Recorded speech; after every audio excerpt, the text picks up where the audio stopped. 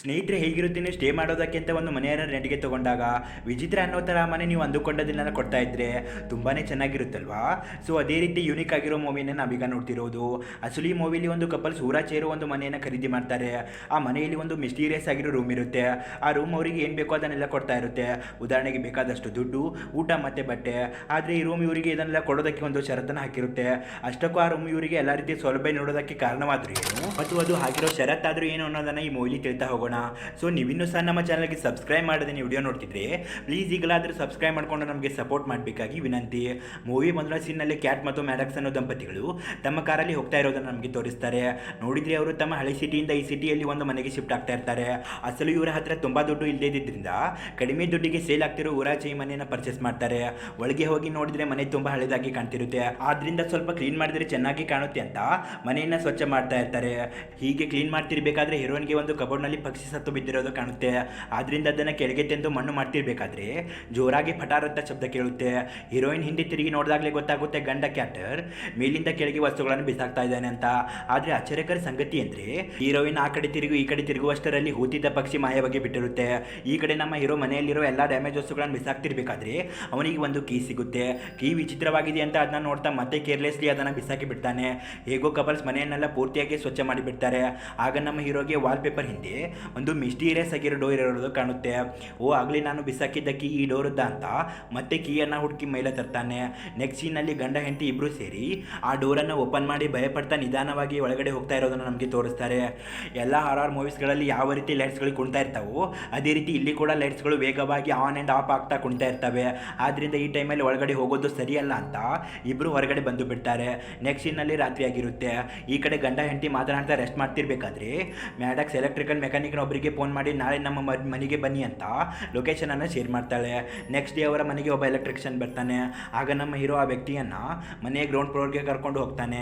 ಆ ವ್ಯಕ್ತಿ ಮತ್ತು ಹೀರೋ ಆ ರೂಮಲ್ಲಿ ಎಷ್ಟೊಂದು ವೈರ್ಗಳಿರೋದನ್ನು ನೋಡಿ ತುಂಬಾ ಶಾಕ್ ಆಗಿ ಹೋಗ್ತಾರೆ. ಅನಂತರ ಈ ರೂಮ್ಗೆ ಕರೆಂಟ್ ಸಪ್ಲೈ ಕೊಟ್ಟು ತುಂಬ ವರ್ಷ ಆಗಿರೋ ಹಾಗಿದೆ. ಯಾವ ವೈರ್ ಯಾವುದಕ್ಕೆ ಕರೆಕ್ಟ್ ಆಗಿದೆ ಅಂತಲೂ ಗೊತ್ತಾಗ್ತಿಲ್ಲ. ಸೊ ನಾ ಇನ್ನೊಬ್ಬ ಎಲೆಕ್ಟ್ರಿಷಿಯನನ್ನು ಕರ್ಕೊಂಡು ಬರ್ತೀನಿ ಅಂತ ಎಲೆಕ್ಟ್ರಿಷಿಯನ್ ವೇಗವಾಗಿ ಅಲ್ಲಿಂದ ಹೋಗಿ ವ್ಯಾನ್ ಒಳಗೆ ಕೂತ್ಕೊಂಡು ಬಿಡ್ತಾನೆ. ಅನಂತರ ಹೀರೋಗೆ ತುಂಬ ಜನ ಈ ಮನೆ ಹೆಸರು ಕೇಳಿದ್ರೇ ಭಯಪಡ್ತಾರೆ. ಅಂಥದ್ರಲ್ಲಿ ನೀವು ಮನೆಯನ್ನು ಪರ್ಚೇಸ್ ಮಾಡಿದ್ದೀರಲ್ಲ, ಈ ಹಿಂದೆ ಈ ಮನೆಯಲ್ಲಿ ತುಂಬ ಮರ್ಡರ್ಸ್ಗಳು ನಡೆದಿವೆ ಅಂತ ನಿಮಗೆ ಗೊತ್ತಾ ಅಂತ ಕೇಳ್ತಾನೆ. ಕೇಳಿದ್ದ ಅಲ್ಲಿಂದ ಹೊರಟು ಹೋಗ್ತಾನೆ. ಆಗ ನಮ್ಮ ಹೀರೋಗೆ ನಿಧಾನವಾಗಿ ಭಯ ಆಗೋದಕ್ಕೆ ಸ್ಟಾರ್ಟ್ ಆಗುತ್ತೆ. ಅನಂತರ ಮನೆ ಒಳಗೆ ಹೋಗಿ ಆ ಮನೆ ಬಗ್ಗೆ ಗೂಗಲಲ್ಲಿ ಸರ್ಚ್ ಮಾಡ್ತಿರ್ಬೇಕಾದ್ರೆ ಗೊತ್ತಾಗುತ್ತೆ ಎಲೆಕ್ಟ್ರಿಷಿಯನ್ ಹೇಳಿದಂತೆ ಆ ಮನೆ ಓನರನ್ನು ಒಬ್ಬ ಹುಡುಗ ಸಾಯಿಸಿ ಬಿಟ್ಟಿರ್ತಾನೆ. ಅನಂತರ ಪೊಲೀಸರು ಯಾಕೆ ಅವರನ್ನು ಸಾಯಿಸಿದೆ ಅಂತ ಕೇಳಿದಾಗ ಆ ಮನೆಯಲ್ಲಿರೋ ಒಂದು ರೂಮ್ ಹೇಳ್ತು ಅದಕ್ಕೆ ಸಾಯಿಸಿದೆ ಅಂತ ಹೀಗೆ ಮಾಡಿದೆ ಅಂತ ಹೇಳ್ತಿರ್ತಾನೆ. ಅದು ಇಲ್ಲಿ ಉಲ್ಲೇಖವಾಗಿರುತ್ತೆ. ನೆಕ್ಸ್ಟ್ ಸೀನಲ್ಲಿ ಅದೇ ಟೆನ್ಷನಲ್ಲಿ ನಮ್ಮ ಹೀರೋ ಹಿಡನ್ ರೂಮ್ ಒಳಗೆ ಬೀರು ಕೊಟ್ಕೊಂಡು ನಾನು ಹೇಗೆ ಹಣ ಸಂಪಾದನೆ ಮಾಡಲಿ, ಮನೆ ಖರ್ಚನ್ನು ಹೇಗೆ ನಿಭಾಯಿಸಲಿ ಅಂತ ಗೊಣಗಾಡ್ತಾ ಇದ್ದಾಗ ಅದೇ ಸಮಯಕ್ಕೆ ಅವನ ಬೀರ್ ಬಾಟ್ಲಿ ಕೂಡ ಖಾಲಿಯಾಗುತ್ತೆ. ಆಗ ಅದೇ ನಶೆಯಲ್ಲಿ ನನಗೆ ಇನ್ನೊಂದು ಬಿಯರ್ ಬಾಟಲ್ ಬೇಕು ಅಂತ ಅರ್ಚಿದ್ದ ಲೈಟ್ಸ್ ಎಲ್ಲ ಆಫ್ ಆಗಿ ಆನ್ ಆಗ್ತವೆ. ನೋಡಿದ್ರೆ ಹೀರೋನ ಮುಂದೆನೇ ಒಂದು ಹೊಸ ಬಿಯರ್ ಬಾಟಲ್ ಪ್ರತ್ಯಕ್ಷ ಆಗಿರುತ್ತೆ. ಅದನ್ನ ನೋಡಿ ಹೀರೋ ತುಂಬಾನೇ ಭಯಪಡ್ತಾನೆ. ಇಲ್ಲ ಇದು ನನ್ನ ಭ್ರಮೆ ಇರ್ಬೋದು, ಇನ್ನೊಂದು ಕಲ್ಪಿತ ವಸ್ತು ಅಂದ್ಕೊಂಡೆ ಅದನ್ನು ಮುಟ್ತಾನೆ. ಆದರೆ ನೋಡಿದರೆ ಅದು ನಿಜವಾದ ಬಿಯರ್ ಬಾಟಲ್ ಆಗಿರುತ್ತೆ. ಒಂದು ಕಡೆ ಗಾಬರಿ, ಇನ್ನೊಂದು ಕಡೆ ತುಂಬಾನೇ ಖುಷಿಯಾಗಿಬಿಡುತ್ತೆ ನಮ್ಮ ಹೀರೋಗೆ. ಮರುದಿನ ಬೆಳಗ್ಗೆ ಹೀರೋಯಿನ್ ನಿದ್ದೆಯಿಂದ ಎದ್ದು ಹೀರೋನ್ ಹುಡುಕಿಕೊಂಡು ಆ ರೂಮ್ ಹತ್ರ ಬರ್ತಾಳೆ. ಆಗ hero today I am very happy ಅಂತ ಡ್ಯಾನ್ಸ್ ಮಾಡ್ತಿರ್ತಾನೆ. ಗಂಡ ಈ ರೀತಿ ಹ್ಯಾಪಿ ಆಗಿರೋದಕ್ಕೆ ಕಾರಣ ಏನು ಅಂತ ಹೆಂಡತಿ ಕೇಳಿದಾಗ ಆತ ನಡೆದ ಎಲ್ಲ ವಿಷಯವನ್ನು ಹೇಳ್ತಾನೆ. ಆಗ ಹೆಂಡತಿ ನನಗೇನೆ ಮಕ್ಕರ್ ಮಾಡ್ತೀಯಾ ಅಂತ ಅಂತಿರ್ತಾಳೆ. ಆಗ ನಮ್ಮ ಹೀರೋ ನಿನಗೆ ಏನು ಬೇಕು ಕೇಳು ಅಂತಾನೆ. ಆಗ ಹೀರೋ ನನಗೆ $10,000 ಹಣ ಬೇಕು ಅಂತಾಳೆ. ಅಂದಿದ್ದ ಲೈಟ್ಸ್ ಮತ್ತೆ ಆಫ್ ಆಗಿ ಆನ್ ಆಗ್ತವೆ. ಆಗ ಹೀರೋ ಹಣ ಖಂಡಿತ ಬಂದಿರುತ್ತೆ ಅಂತ ಹೇಳಿ ಹಣವನ್ನು ಹುಡುಕೋದಕ್ಕೆ ಸ್ಟಾರ್ಟ್ ಮಾಡ್ತಾನೆ. ಆಗ ಒಂದು ಕಬೋರ್ಡ್ ಹತ್ರ ಆ $10,000 ಹಣ ಇರುತ್ತೆ. ಅದನ್ನು ನೋಡ್ತಿದ್ದ ಹೀರೋಯಿನ್ ಶಾಕ್ ಆಗಿ ಬಿಡ್ತಾಳೆ. ಆಗ ಹೆಂಡತಿ ಇವೆಲ್ಲ ಫೇಕ್ ನೋಟ್ಸ್ ಇರಬೇಕು, ನನಗೇನೆ ಮಕ್ಕರ್ ಮಾಡ್ತೀಯ ಅಂತ ಹೇಳಿ ನೋಟನ್ನು ನೋಡ್ತಾಳೆ. ಆದರೆ ಅವು ರಿಯಲ್ ಕರೆನ್ಸಿ ನೋಟ್ಗಳೇ ಆಗಿರ್ತವೆ. ಮತ್ತೆ ಅವನ ಮೇಲೆ ಸಂದೇಹ ಪಟ್ಕೊಂಡು ಸರಿ ಆಗಿದ್ರೆ ಈ ಸಲ ನನಗೆ $10 ಲಕ್ಷ ಬೇಕು ಅಂತ ಕೇಳ್ಕೊತಾಳೆ.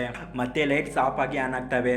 ಆಗ ಆಕೆ ಮುಂದೆ ಬಂದ ರಾಶಿ ದುಡ್ಡು ನೋಡಿ ಒಂದು ಕ್ಷಣ ಭಯ ಬಿದ್ದು ಆ ರೂಮಿಂದಾನೇ ಹೊರಗಡೆ ಬರ್ತಾಳೆ. ಆಗ ಆಕೆ ಗಂಡ ಅವಳನ್ನು ಸಮಾಧಾನ ಮಾಡಿ ಇಲ್ಲಿ ಕೇಳು, ಭಯಪಡೋ ಅವಶ್ಯಕತೆ ಇಲ್ಲ, ಈ ರೂಮ್ ನಮಗೆ ಏನು ಬೇಕು ಅದನ್ನು ಕೊಡುತ್ತೆ ಅಂತ ಹೇಳಿ ಸಮಾಧಾನ ಮಾಡ್ತಾ ಮತ್ತೆ ಅವಳನ್ನು ರೂಮ್ಗೆ ಕರ್ಕೊಂಡು ಬಂದು ಅವರಿಗೆ ಬೇಕಾಗೋದನ್ನೆಲ್ಲ ಕೇಳೋದಕ್ಕೆ ಸ್ಟಾರ್ಟ್ ಮಾಡ್ತಾರೆ. ಕೋಟಿ ಬೆಟ್ಟದಷ್ಟು ದುಡ್ಡು, ಕುಡಿಯೋದಕ್ಕೆ, ಡ್ರಿಂಕ್ಸು, ತಿನ್ನೋದಕ್ಕೆ, ಫೇವ್ರೇಟ್ ಫುಡ್ಡು ಮತ್ತು ತಮಗೆ ಇಷ್ಟವಾದ ಬಟ್ಟೆಗಳು ಧರಿಸ್ತಾ ದಿನಾಲು ಪಾರ್ಟಿ ಮಾಡ್ತಾ ಎಂಜಾಯ್ ಮಾಡ್ತಾ ತಮ್ಮ ಲೈಫನ್ನು ಲೀಡ್ ಮಾಡ್ತಾ ಇರ್ತಾರೆ. ಆದರೆ ಈ ಖುಷಿ ದಿನಗಳು ಕಳೆದಂತೆ ಕಮ್ಮಿ ಆಗ್ತಾ ಹೋಗುತ್ತೆ. ಯಾಕಂದರೆ ಅವರಿಗೆ ಬೇಕಾಗಿರೋ ವಸ್ತು ನೆಕ್ಸ್ಟ್ ಸೆಕೆಂಡಲ್ಲಿ ಅವರ ಮುಂದೆ ಬರ್ತಿರುವಾಗ ಆ ವಸ್ತುಗಳ ಮೇಲೆ ಅವರಿಗೆ ಇಂಟ್ರೆಸ್ಟ್ ಕಮ್ಮಿ ಆಗ್ತಾ ಇರುತ್ತೆ. ಮತ್ತು ಈ ಕಡೆ ಹೆಂಡತಿಗೆ ತನ್ನ ಜೀವನದ ಮೇಲೆ ತುಂಬಾ ಬೇಜಾರು ಬಂದುಬಿಡುತ್ತೆ. ನೆಕ್ಸ್ಟ್ ಸೀನಲ್ಲಿ ನಮಗೆ ತೋರಿಸ್ತಾರೆ ಹೆಂಡತಿ ಬೇಜಾರಿಂದ ಕೂತ್ಕೊಂಡಿರ್ಬೇಕಾದ್ರೆ ಗಂಡ ಆಕೆಗೆ ನಿನಗೊಂದು ಸರ್ಪ್ರೈಸ್ ಗಿಫ್ಟ್ ಇದೆ ಅಂತ ಒಂದು ಬೇಬಿ ಗೊಂಬೆಯನ್ನು ತೋರಿಸ್ತಾನೆ. ಹೇಳ್ತಾನೆ. ಇದನ್ನು ನೋಡಿದ ತಡ ಹೀರೋಯಿನ್ ಬೇಜಾರಾಗಿ ಹೇಳೋದಕ್ಕೆ ಸ್ಟಾರ್ಟ್ ಮಾಡ್ತಾಳೆ. ಯಾಕಂದರೆ ಅವರಿಗೆ ಯಾವುದೇ ರೀತಿ ಮಕ್ಕಳು ಅನ್ನೋದೇ ಇರೋದಿಲ್ಲ. ಹಾಗೂ ಹೀರೋಯಿನ್ 3 ಬಾರಿ ಪ್ರೆಗ್ನೆಂಟ್ ಆಗಿದ್ದರೂ ಕೂಡ ಆ ಎಲ್ಲ ಶಿಶುಗಳು ಹೊಟ್ಟೆಯಲ್ಲಿ ಸತ್ತೋಗಿರ್ತವೆ. ಸರಿ, ಮತ್ತೆ ನಾವು ಇನ್ನೊಂದು ಮಗುವಿಗೆ ಟ್ರೈ ಮಾಡೋಣ ಅಂತ ಹೀರೋ ಹೇಳ್ತಿದ್ರೆ ಅದಕ್ಕೆ ಹೆಂಡತಿ ಮತ್ತೆ ನಾನು ಇನ್ನೊಂದು ಮಗುವಿನ ಸಾವಿಗೆ ಕಾರಣ ಆಗೋದಕ್ಕೆ ಇಷ್ಟ ಇಲ್ಲ ಅಂತ ಹೇಳಿ ಹೊರಗಡೆ ಬಂದು ಕೂತ್ಕೋತಾಳೆ. ಆಗ ಆಕೆ ಗಂಡ ಸಮಾಧಾನ ಮಾಡಿ ಮೈಂಡ್ ರಿಲೀಫ್ ಆಗಿ ಅಂತ ಹೊರಗಡೆ ಸುತ್ತಾಡೋದಕ್ಕೆ ಹೋಗ್ತಾನೆ.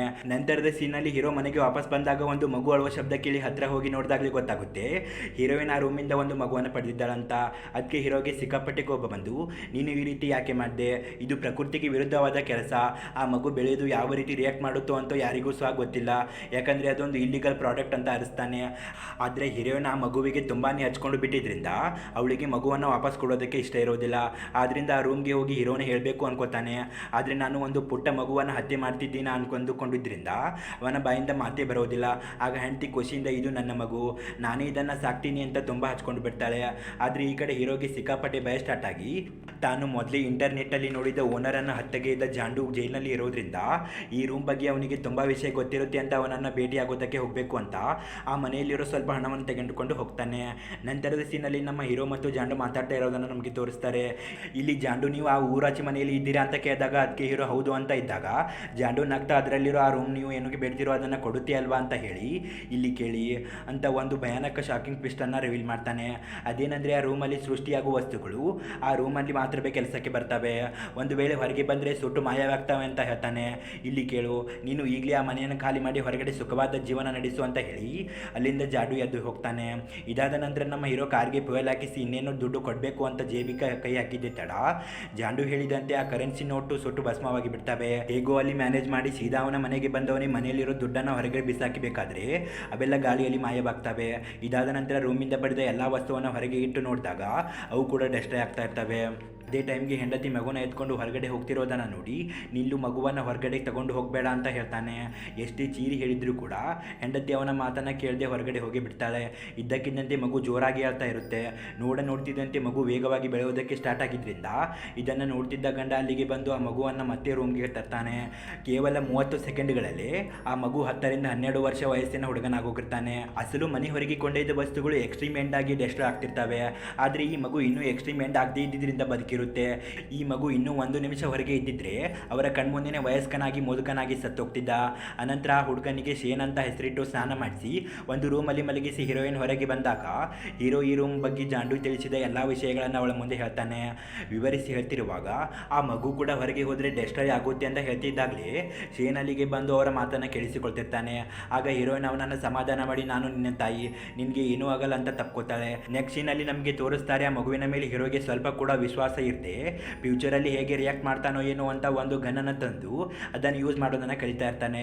ಹೀಗೆ 1 ತಿಂಗಳು ಕಳೆದೋಗುತ್ತೆ. ಈಗ ಇಲ್ಲಿ ತಾಯಿ ಮ್ಯಾಡಕ್ಸ್ ಮಗ ಶೇನ್ ಹೊರಗಡೆ ಹೋಗಿ ಎಜುಕೇಷನ್ ಪಡೆಯೋದಕ್ಕೆ ಆಗಲ್ಲ ಅಂತ ಮನೆಯಲ್ಲೇ ಪಾಠ ಮಾಡ್ತಾ ಇರ್ತಾಳೆ. ಇದೇ ರೀತಿ ಒಂದು ದಿನ ಪಾಠ ಮಾಡುವಾಗ ಆ ಪಠ್ಯ ಪುಸ್ತಕದಲ್ಲಿ 4 ಜನ ಫ್ರೆಂಡ್ಸ್ ಸೇರಿ ಕಾಡಲ್ಲಿ ಸುತ್ತಾಡ್ತಾ ಎಂಜಾಯ್ ಮಾಡ್ತಾ ಇದ್ರು ಅನ್ನೋ ಸೆಂಟೆನ್ಸ್ ಬರುತ್ತೆ. ಇದನ್ನು ಕೇಳಿದ ಹುಡುಗ ಶೇನ್ ನಾನು ಕೂಡ ಹೊರಗಡೆ ಹೋಗ್ತೀನಿ ಅಮ್ಮ ಅಂತಿರ್ಬೇಕಾದ್ರೆ ಅದಕ್ಕೆ ಅವಳ ತಾಯಿ ನೀನು ಯಾವತ್ತೂ ಆಚೆ ಕೂಡ ಹೋಗಬಾರ್ದು, ಒಂದು ವೇಳೆ ಹೋದರೆ ಅಲ್ಲಿರೋ ಬ್ಯಾಕ್ಟೀರಿಯನ್ನ ತಿಂದು ಸಾಯಿಸ್ತವೆ ಅಂಥೇಳಿ ಅದೇ ರೂಮಲ್ಲಿ ಕೊಡೋಕ್ಕೆ ಅವನನ್ನು ಬೆಳೆಸ್ತಿರ್ತಾಳೆ. ಆ್ಯಕ್ಚುಲಿ ನಮ್ಮ ಹೀರೋಯಿನ್ ಹೊರಗಡೆ ಹೋಗಬೇಕು ಅಂದುಕೊಂಡಾಗಲ್ಲ ಡೋರ್ ಕೀಯನ್ನು ಲಾಕ್ ಮಾಡಿ ಹೋಗಿ ಬರ್ತಿರ್ತಾಳೆ. ಆದರೆ ಒಂದು ದಿನ ಶೇನ್ ನಿಧಾನವಾಗಿ ಹೊರಗಡೆ ಹೋಗ್ತಿರ್ಬೇಕಾದ್ರೆ ಅದೇ ಸಮಯಕ್ಕೆ ತಾಯಿ ಬಂದು ಅಲ್ಲಿಂದ ಅವನನ್ನು ಎಳೆದುಕೊಂಡು ಹೋಗ್ತಾಳೆ. ಮುಂದಿನ ಸೀನಲ್ಲಿ ಆ ಮಗ ಶೇನ್ಗೆ ಆ ರೂಮ್ ಬಗ್ಗೆ ಗೊತ್ತಾಗಿ ಆ ರೂಮ್ ಒಳಗೆ ಹೋಗಿಬಿಡ್ತಾನೆ. ಈ ಕಡೆ ಹೀರೋಗೆ ಎಚ್ಚರವಾಗಿ ನೋಡಿದರೆ ಅಲ್ಲಿರೋ ಲೈಟ್ಸ್ ಎಲ್ಲ ಆನ್ ಆ್ಯಂಡ್ ಆಫ್ ಆಗ್ತಿರ್ತವೆ. ಆದ್ದರಿಂದ ಗಂಡ ಹೆಂಡತಿ ಇಬ್ಬರು ಗಾಬರಿಯಾಗಿ ಅಲ್ಲಿ ಹೋಗಿ ನೋಡಿದರೆ ಅಲ್ಲಿ ರೂಮ್ ಅನ್ನೋದೇ ಇರೋದಿಲ್ಲ, ಬದಲಿಗೆ ಒಂದು ಐಸ್ ಫಾರೆಸ್ಟಲ್ಲಿ ಶೇನ್ ಆಟ ಆಡ್ತಾ ಇರ್ತಾನೆ. ಆಗ ತಂದೆ ತಾಯಿಗೆ ಮಗ ಶೇನ್ ಆ ರೂಮ್ ಹತ್ರ ಫಾರೆಸ್ಟ್ ಕೇಳಿದ್ದಾನಂತ ಗೊತ್ತಾಗುತ್ತೆ. ಈ ರೀತಿ ಎಲ್ಲ ಮಗು ಮಾಡ್ತಿರೋದನ್ನು ನೋಡಿ ತಂದೆ ಹೀರೋಗೆ ಸಿಕ್ಕಾಪಟ್ಟೆ ಕೋಪ ಬಂದು ಅವನನ್ನು ಎಳೆದು ತಂದು ನೀನು ಮತ್ತೆ ಆ ರೂಮ್ ಹತ್ರ ಹೋಗಬಾರ್ದು ಅಂತ ಹೇಳಿ ಡೋರನ್ನು ಲಾಕ್ ಮಾಡಿಬಿಡ್ತಾನೆ. ನೆಕ್ಸ್ಟ್ ನಮ್ಮ ಹೀರೋ ಶೇನ್ಗೆ ಬೈದಿದ್ದರಿಂದ ಗಂಡ ಹೆಂಡತಿ ಮಧ್ಯೆ ಜಗಳನೇ ಶುರುವಾಗುತ್ತೆ. ಆಗ ಅದೇ ಸಮಯದಲ್ಲಿ ಫೋನ್ ರಿಂಗ್ ಆಗಿದ್ದರಿಂದ ಶೇನ್ ಅದನ್ನು ಪಿಕಪ್ ಮಾಡಿ ಮಾತಾಡ್ತಿರ್ಬೇಕಾದ್ರೆ ಅಲ್ಲಿಗೆ ತಂದೆ ಬಂದು ಫೋನನ್ನು ಕಿತ್ಕೊಂಡು ಹೆಲೋ ಅಂತ ಮಾತು ಸ್ಟಾರ್ಟ್ ಮಾಡಿದಾಗಲೇ ನಮಗೆ ಗೊತ್ತಾಗುತ್ತೆ ಫೋನ್ ಮಾಡಿದ್ದು ಜಾಂಡು ಅಂತ. ಆಗ ಜಾಂಡು ಹೀರೋಗೆ ಆ ರೂಮಿಂದ ಮಗು ಕೂಡ ಪಡೆದಿದ್ದಿ ಅಂತ ಕೇಳಿದಾಗ ಅದಕ್ಕೆ ಹೀರೋ ಹೌದು ಅಂತಾನೆ. ಅನಂತರ ಆ ಮನೆಯಿಂದ ಮಗುನ ಬೂದಿಯಾಗದೆ ಮರ್ಯಾದೆ ಇರದಂತೆ ಹೊರಗೆ ಹೇಗೆ ತರುವುದು ಅಂತ ಕೇಳ್ತಾ ಇರ್ತಾನೆ. ಅದೇ ಸಮಯಕ್ಕೆ ಹೀರೋಯಿನ್ ಕೂಡ ಇನ್ನೊಂದು ಫೋನಲ್ಲಿ ಇವರಿಬ್ಬರ ಮಾತನ್ನು ಕೇಳಿಸಿಕೊಳ್ತಾ ಇರ್ತಾಳೆ. ಆಗ ಜಾಂಡು ಅದಕ್ಕೆ ಒಂದೇ ದಾರಿ ಇರೋದು, ಆ ಮಗುನ ಯಾರು ಕ್ರಿಯೇಟ್ ಮಾಡಿರ್ತಾರೋ, ಅಂದರೆ ಯಾರು ಮೊದಲ ಬಾರಿ ಆ ರೂಮಿಂದ ಕೇಳಿ ಪಡೆದಿರ್ತಾರೋ ಅವರು ಸತ್ತೋದ್ರೆ ಆ ಮಗುವಿನ ಶಾಶ್ವತ ಜೀವನ ಬರುತ್ತೆ. ಆಗ ಆಗ ಆ ಮಗು ಕೂಡ ಎಲ್ಲರಂತೆ ಸಮಾಜದಲ್ಲಿ ಬದುಕಬಹುದು ಅಂತ ಹೇಳ್ತಿದ್ದಾಗಲೇ ಈ ಜಾಂಡು ಕೂಡ ಈ ರೂಮಿಗೆ ಹುಟ್ಟಿರೋ ಮಗು ಅಂತ ಗೊತ್ತಾಗುತ್ತೆ. ಇವರ ಈ ಮಾತನ್ನ ಕೇಳಿದ್ದ ತಡ ಹೀರೋಯಿನ್ ಕಾರ್ ತಗೊಂಡು ಅಲ್ಲಿಂದ ಓಡೋಗ್ತಾಳೆ. ಈ ಕಡೆ ಹೀರೋ ಎಷ್ಟೇ ಫೋನ್ ಕಾಲ್ ಟ್ರೈ ಮಾಡಿದ್ರು ಅವಳು ಪಿಕಪ್ ಮಾಡ್ತಾ ಇರೋದಿಲ್ಲ. ಇಲ್ಲಿಗೆ ಈ ಸೀನ್ ಕಟ್ ಆಗಿ ಈ ಕಡೆ ಹೀರೋ ತನ್ನ ಮಗ ಶೇನ್ಗೆ, ನೋಡು ಇದೆಲ್ಲ ನಿನ್ನಿಂದನೇ ಆಗಿದ್ದು, ನೀನೊಂದು ಪ್ರಾಡಕ್ಟ್ ಅಂತ ಅರಿಸ್ತಾ ಇರೋದನ್ನು ನೋಡಿ ಆ ಮಗು ಸಿಕ್ಕಾಪಟ್ಟೆ ಹೆದರಿ ಅವನ ರೂಮ್ಗೆ ಓಡೋಗುತ್ತೆ. ಸ್ವಲ್ಪ ಸಮಯದ ನಂತರ ತಂದೆ ಮಗನನ್ನು ಸಾರಿ ಅಂತ ಸಮಾಧಾನ ಮಾಡ್ತಿರ್ಬೇಕಾದ್ರೆ ಮತ್ತೆ ಇಲ್ಲಿಗೆ ಸೀನ್ ಕಟ್ ಆಗಿ ಈ ಕಡೆ ತಾಯಿ, ನಾನು ಸತ್ರೂ ಪರವಾಗಿಲ್ಲ, ನನ್ನ ಮಗು ಬದುಕಬೇಕಂದುಕೊಂಡು ಕಾರ್ ಸ್ಟೇರಿಂಗನ್ನು ಬಿಟ್ಟು ಬಿಡ್ತಾಳೆ. ಅದೇ ಮರುಕ್ಷಣ ಮತ್ತೆ ಧೈರ್ಯ ತಗೊಂಡು ಮನೆಗೆ ವಾಪಸ್ ಆಗ್ತಾಳೆ. ಆಗ ತಂದೆ ಮಗ ಒಂದೇ ಕಡೆ ಮಲಗಿದ್ದನ್ನು ನೋಡಿ ಹೀರೋಯಿನ್ಗೆ ತುಂಬಾ ಸಂತೋಷ ಆಗುತ್ತೆ. ಇದಾದ ನಂತರ ಹೀರೋ ಮತ್ತು ಹೀರೋಯಿನ್ ಅದೇ ಸಂತೋಷದಲ್ಲಿ ರಿಲೀಫ್ ಆಗಬೇಕು ಅಂತ ಅವತ್ತು ಅವರಿಬ್ಬರು ಅಲ್ಟಿಮೇಟ್ ಆಗ್ತಾರೆ.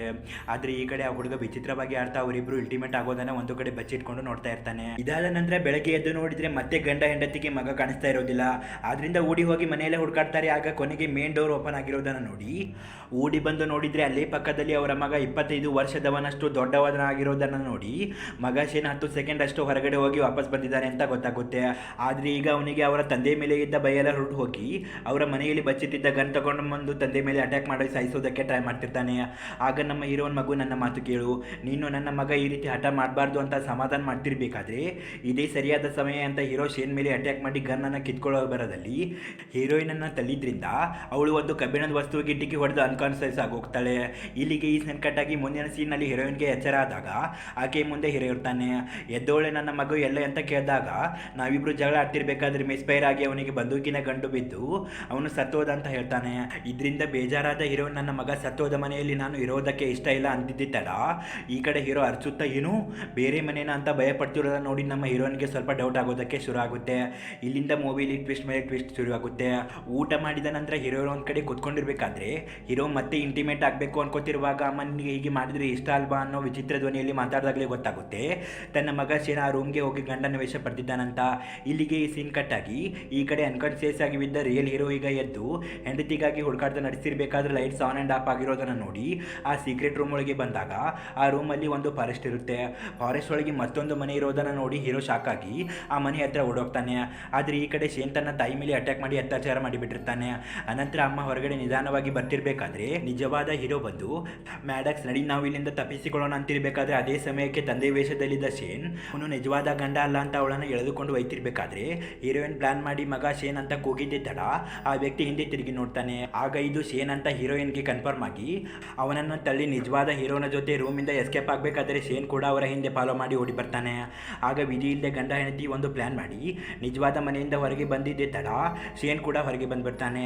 ಆಗ ಗಂಡ ಹೆಂಡತಿ ಒಳಗೆ ಬಂದು ಡೋರನ್ನು ಲಾಕ್ ಮಾಡ್ಕೊಳ್ತಾರೆ. ಆಗ ಶೇನ್ ಆ ರೂಮ್ಗೆ ಹುಟ್ಟಿರೋ ಪ್ರಾಡಕ್ಟ್ ಆಗಿದ್ದರಿಂದ ಮನೆ ಬಿಟ್ಟು ಹೊರಗೆ ಬಂದು ಹೋಗಿದ್ದರಿಂದ ಅವರ ಕಣ್ಮುಂದೆನೇ ವಯಸ್ಕನಾಗಿ ವೃದ್ಧನಾಗಿ ಕೊನೆಗೆ ಎಕ್ಸ್ಟ್ರೀಮ್ಲಿ ಎಂಡ್ ಆಗಿ ಸತ್ತೋಗ್ತಾನೆ. ನೆಕ್ಸ್ಟ್ ಇನ್ ಆಫ್ಟರ್ 3 ಮಂತ್ಸ್ ಅಂತ ಟೈಟಲ್ ಹಾಕಿ ತೋರಿಸಲಾಗುತ್ತೆ. ಈ ಮನೆಯಲ್ಲಿ ಇಷ್ಟು ವಿಚಿತ್ರ ಮತ್ತು ವಿಲಕ್ಷಣ ಘಟನೆ ಆಗ್ತಿದ್ರಿಂದ ಕಪಲ್ಸ್ ಬೇರೆ ಕಡೆ ರೂಮ್ ಮಾಡಿಕೊಂಡು ವಾಸ ಮಾಡೋದಕ್ಕೆ ಸ್ಟಾರ್ಟ್ ಮಾಡಿರ್ತಾರೆ. ಕ್ಲೈಮ್ಯಾಕ್ಸಲ್ಲಿ ಗಂಡ ಹೆಂಡತಿಗೆ ಕಾಪಿ ಕೊಡ್ತೀನಿ ಡೋರ್ ತೆಗಿ ಅಂತ ಹೇಳ್ತಿರ್ಬೇಕಾದ್ರೆ ಅದೇ ಸಮಯಕ್ಕೆ ಹೀರೋಯಿನ್ ಪ್ರೆಗ್ನೆಂಟ್ ಆಗೋಗಿದೆ ಅಂತ ಗೊತ್ತಾಗುತ್ತೆ. ಆದರೆ ಅವಳಿಗೆ ಮಾತ್ರ ಈಗ ಹೊಟ್ಟೆಯಲ್ಲಿ ಬೆಳೀತಾ ಇರೋ ಮಗು ನನ್ನ ಗಂಡಂದ ಅಥವಾ ರೂಮ್ಗೆ ಹುಟ್ಟಿನ ಮಗುದ ಅನ್ನೋ ಡೌಟ್ ಶುರುವಾಗಿರುತ್ತೆ.